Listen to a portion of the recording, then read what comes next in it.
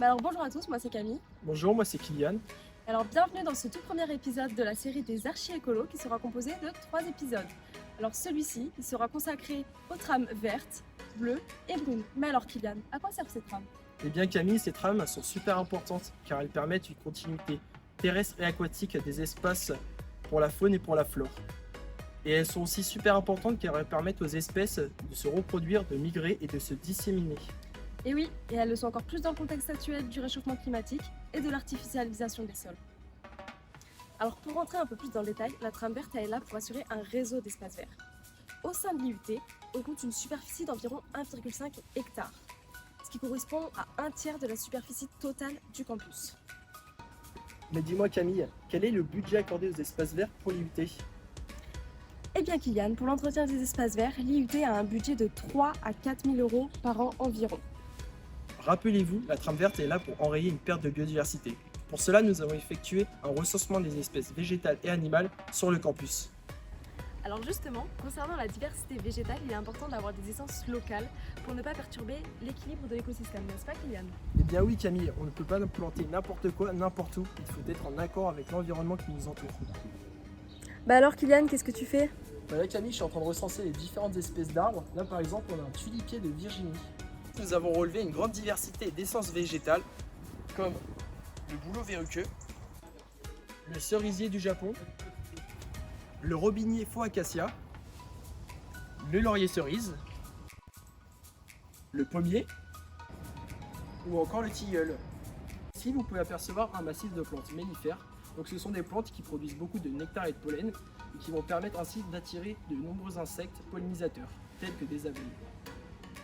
Mais la plupart de ces essences ne font pas partie du PLUI de la ville de Bourges. Si les essences plantées ne sont pas locales, alors les pollinisateurs ne leur correspondront pas morphologiquement et on court vers une perte de biodiversité. Et oui, la faune et la flore locale communiquent entre elles.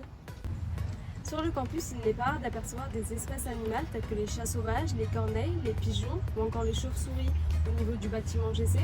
Et même, on peut apercevoir quelquefois des écureuils dans cet arbre qui est le cèdre de l'Atlas qui se situe devant le bâtiment Moreau. Ces animaux se plaisent sur le campus car ils peuvent se percher, nicher et se protéger dans les arbres et haies. Comme ici, nous pouvons constater un nichoir à chauve-souris.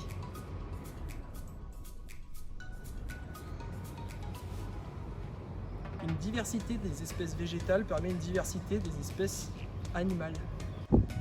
Malgré l'importance de la présence locale, le concierge de l'UT nous a fait part de sa liberté dans le choix de certaines plantes et surtout dans sa façon d'entretenir les espaces verts. Notamment, il nous a dit avoir retardé la taille de haies parce que des bébés merles nichaient dedans. Il nous a aussi confié avoir laissé plusieurs coupelles d'eau pour que les animaux puissent s'abreuver. D'ailleurs, à ce propos, Camille, parlons-en. La trame verte est liée à la trame bleue, qui, elle, assure un réseau hydrographique. Cette trame bleue est inexistante sur le campus, mais les marais de la ville de Bourges se situent à tout juste 500 mètres à vol d'oiseau. Pour faire suite à ces deux trames qui datent des années 1980-90, mais qui ont vraiment été installées dans les années 2000, une nouvelle trame a été inventée.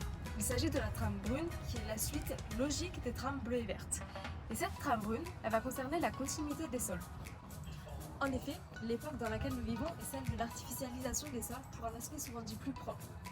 On peut le voir, derrière moi, tous les chemins d'accès qui mènent aux différents départements de l'IUT sont goudronnés. De plus, Camille, 1 mètre carré de terre a une capacité d'absorption de 450 litres d'eau, contrairement à l'enrobé qui n'absorbe rien, comme vous pouvez le voir sous mes pieds. Donc ceci a un impact sur tous les êtres vivants tels que les animaux, les champignons et les végétaux. Mais malgré cette artificialisation des sols, qui représente une surface d'environ de 2 hectares, l'hectare restant d'espace vert est suffisant pour qu'il n'y ait pas d'inondation au sein du campus. Pour que ces trames perdurent dans le temps et ne soient pas polluées, le tri sélectif a été mis en place sur le campus depuis maintenant quelques années, comme vous pouvez le voir tout autour de moi. Et plus récemment, c'est une benne à déchets verts qui a été installée, comme vous pouvez voir derrière moi. Et voilà, c'est déjà fini. Merci à tous de nous avoir écoutés. On vous laisse avec Shadrach et Mariana sur l'épisode de la trame noire. À bientôt. bientôt. Le système, n'est-ce pas Kylian? Eh bien oui Camille, on ne peut pas planter n'importe quoi n'importe où. Il faut être en accord avec l'environnement qui nous entoure. On leur tape. Capacité d'absorption de 450 litres d'eau.